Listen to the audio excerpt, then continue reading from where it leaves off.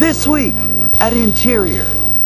Secretary Haaland was in Detroit this week, where she toured the Detroit River International Wildlife Refuge and highlighted Interior's efforts to increase equitable public access to outdoor spaces.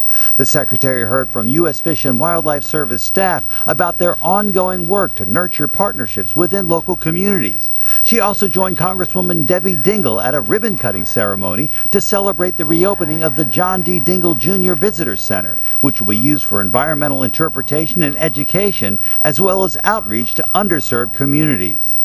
Deputy Secretary Tommy Beaudreau completed a multi-day visit to Albuquerque this week, where he met with state, local, and tribal leaders, Interior employees, and community members to highlight the bipartisan infrastructure law's investments in drought resilience and water management. The Deputy Secretary also underscored the Biden-Harris administration's commitment to unlocking and delivering the full potential of clean energy on our public lands and waters, while creating good-paying union jobs and reducing emissions.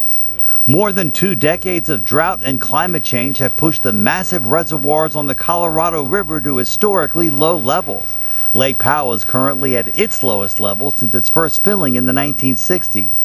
The Assistant Secretary for Water and Science, Tanya Trujillo, and the Bureau of Reclamation this week announced 2 separate urgent drought response actions that will help prop up Lake Powell by nearly 1 million acre-feet of water over the next 12 months, protecting infrastructure and operations at Glen Canyon Dam. With support from the basin, more water will flow into the lake from upstream reservoirs and less water will be released downstream. Secretary Haaland and Bureau of Ocean Energy Management Director Amanda Lepton delivered remarks at the signing ceremony for a project labor agreement between North America's Building Trades Union and Ørsted North America. This national offshore wind agreement in support of projects from Maine to Florida is the first of its kind in the United States. Key to the Biden-Harris administration's climate goals is the transition to an equitable, clean energy future while creating good-paying union jobs. Interior this week announced more than $10 million provided by the bipartisan infrastructure law will be used for vital repairs and upgrades for Indian Affairs-owned water systems. Assistant Secretary for Indian Affairs Brian Newland announced those investments from the banks of the Columbia River in Washington state. The infrastructure law invests more than $13 billion directly in tribal communities across the country, including a total of $466 million to the Bureau of Indian Affairs over 5 years. President Biden once again signed a proclamation commemorating May 5th as National Missing or Murdered Indigenous Persons Awareness Day.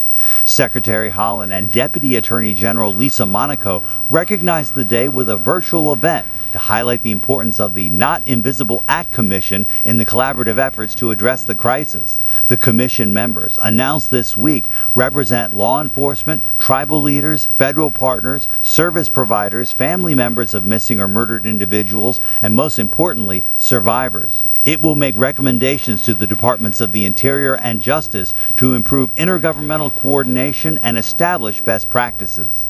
The U.S. Geological Survey and Apple this week released a new study on how much ore and waste rock must be mined, moved, and processed to produce a refined unit of a mineral commodity.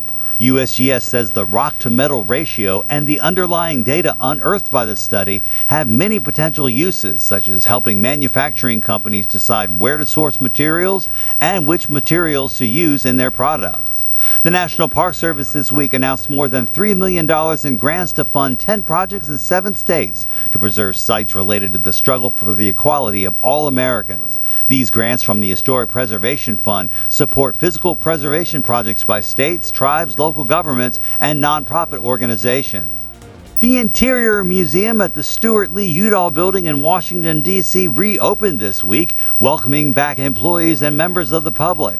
The May 2nd date coincided with the historic 150th anniversary of the debut of Thomas Moran's famous Yellowstone painting on view as part of the museum's newest exhibition, Thomas Moran and the Big Picture. And our social media picture of the week, a gorgeous silky phacelia blooming in the majestic landscape of Montana's Glacier National Park. This National Wildflower Week, we celebrate the beauty of those colorful blossoms that bring joy to the heart and soul while providing a valuable habitat for wildlife and a haven for pollinators. Make sure you follow us on Facebook, Instagram, Twitter, and YouTube. That's This Week at Interior.